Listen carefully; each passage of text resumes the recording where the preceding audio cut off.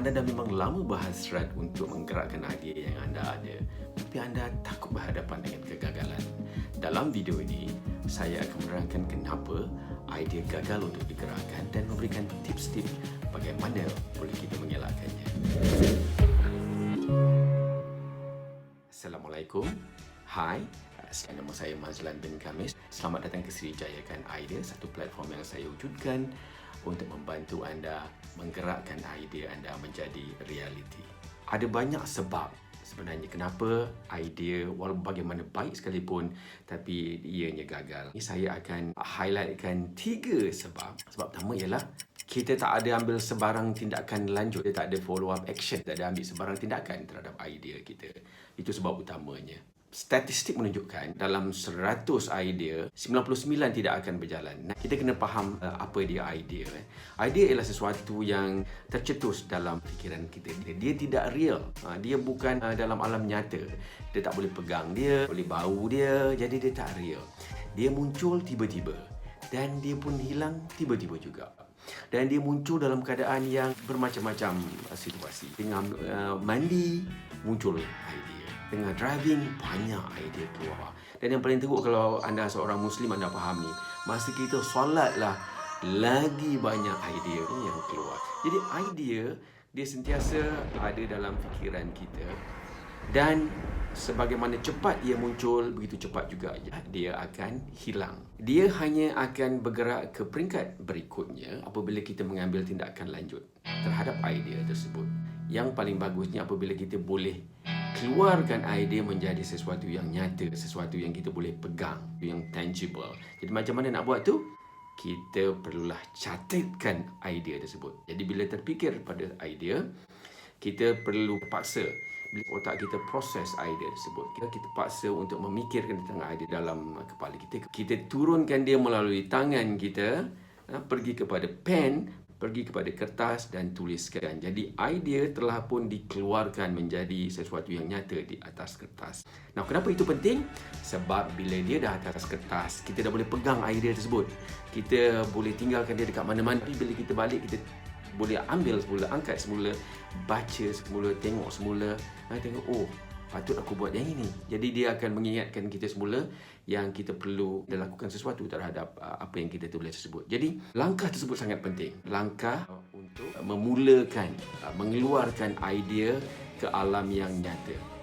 Kalau kita tak buat macam tu, memang lagilah tak ada sebarang tindakan berikutnya. Sebab itulah kita dengar orang pergi seminar sini, seminar Dr. Azizan, seminar online, seminar apa, dia balik tak ada apa-apa.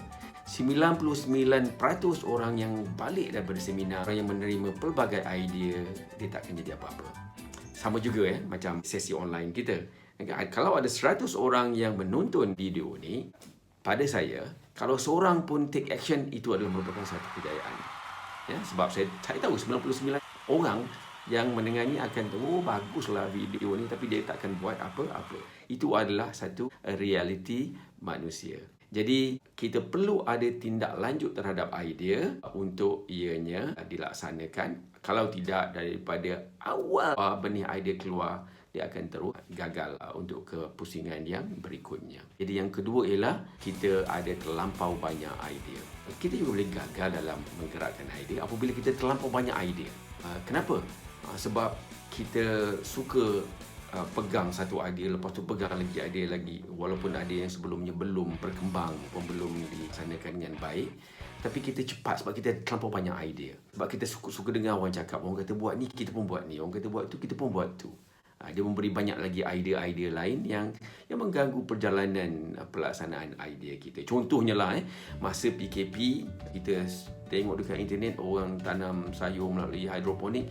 Kita pun nak tanam sayur melalui hidroponik. Kita pun pergilah ke kedai, beli peralatan, beli pump, beli pipe, dia beli macam-macam. Kita dah habis RM200-300. Ni dah berkubah-kubah ni masa peringkat awal.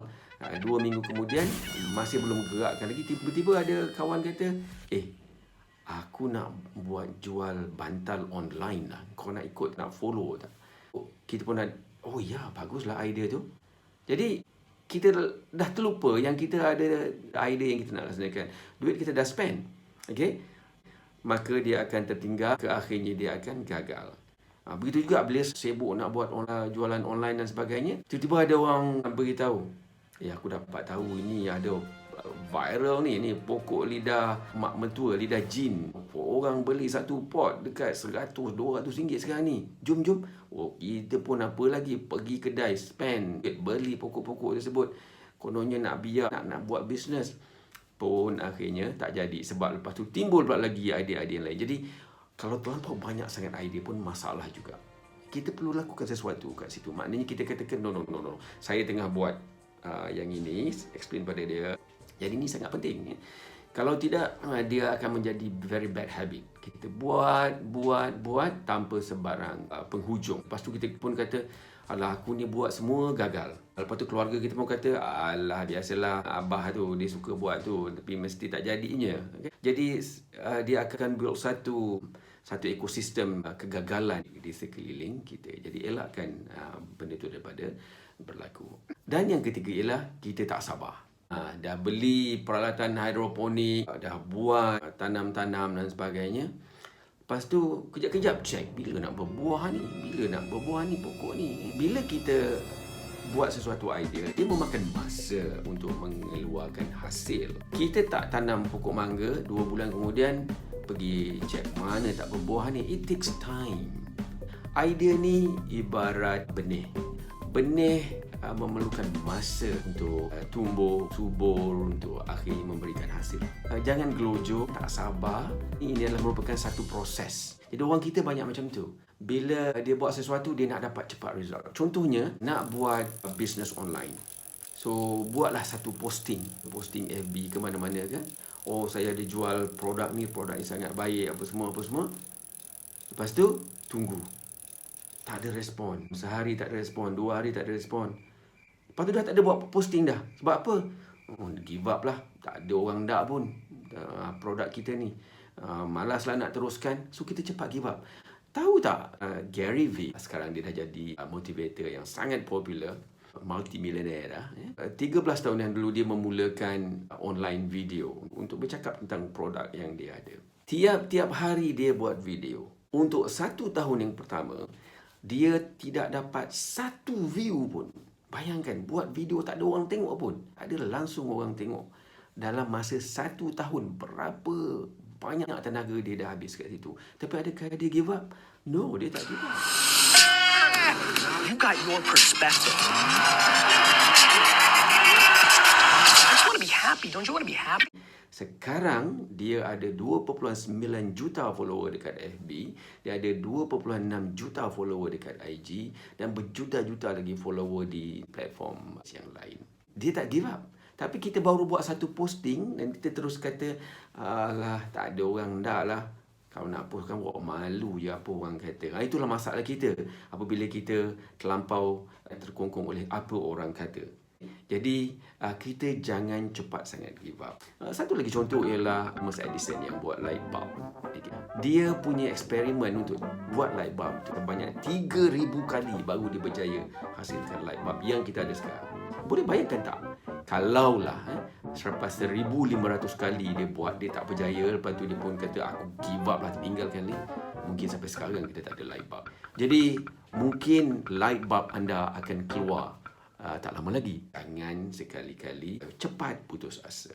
Kita kena pastikan ianya berjalan. Kalau tak berjaya, cuba lagi dan seterusnya. Okay. Jadi itu dia tadi 3 sebab kenapa idea boleh gagal. Yang pertama, tiada follow through ataupun tiada tindak lanjut terhadap idea yang kita ada. Yang kedua ialah kita terlampau banyak sangat idea.